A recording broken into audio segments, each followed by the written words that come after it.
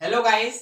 आज हम लोग जो टॉपिक अध्ययन करने जा रहे हैं वह है विस्थापन अक्रिया, डिस्प्लेसमेंट रिएक्शन। तो आपको बता दें, डिस्प्लेसमेंट रिएक्शन किसे कहते हैं?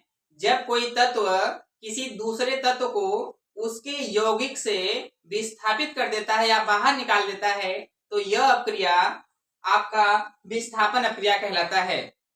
पुनः बता दें, जब कोई तत्व दूसरे तत्व को उसके यौगिक से विस्थापित कर देता है या बाहर कर देता है तो यह क्रिया आपका विस्थापन क्रिया या डिस्प्लेसमेंट रिएक्शन कहलाता है। याद रखना आप लोग, जो तत्व अधिक क्रियाशील होगा वह अपने से कम क्रियाशील वाले तत्व को बाहर कर सकता है। आइए देखें कैसे।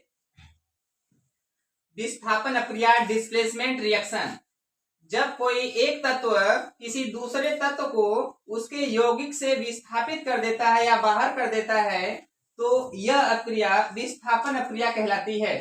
यहाँ पे एक तत्व आपका Fe है, दूसरा तत्व यह कॉपर सल्फेट में कॉपर है। देखिए आपको बता दें, जो विद्युत रासायनिक श्रेणी होती है, विद्युत रासायनिक श्रेणी में Fe का स्थान ऊपर है, Cu का स्थान क्या है? नीचे है। इसलिए Fe अधिक क्रियाशील धातु है और Cu जो कॉपर है वह कम क्रियाशील धातु है। जब Fe अधिक क्रियाशील धातु है तो Fe क्या करेगा? यह जो कम क्रियाशील धातु है इसको इसके यौगिक से इसको बाहर कर देगा, क्योंकि जो यह यौगिक है यह कॉपर सल्फेट का है। तो Fe अधिक क्रियाशील होने के कारण यह दूसरे तत्व Cu को जो कि कम क्रियाशील है उसके यौगिक से बाहर कर देगा। यह Cu देखिए विस्थापित हो गया, बाहर निकल गया। बाहर निकलने मतलब विस्थापित हो गया, डिस्प्लेसमेंट हो गया। तो यहाँ पे हम लोग यही अध्ययन कर रहे हैं कि यह पहला तत्व Fe है और दूसरा तत्व Cu है। यह अधिक क्रियाशील है क्योंकि विद्युत रासायनिक श्रेणी में Fe का स्थान ऊपर है, Cu का स्थान नीचे है।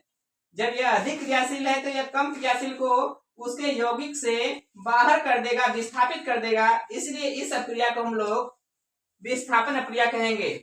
जब कोई एक तत्व दूसरे तत्व को उसके यौगिक से विस्थापित कर देता है तो यह क्रिया विस्थापन क्रिया या डिस्प्लेसमेंट रिएक्शन कहलाती है।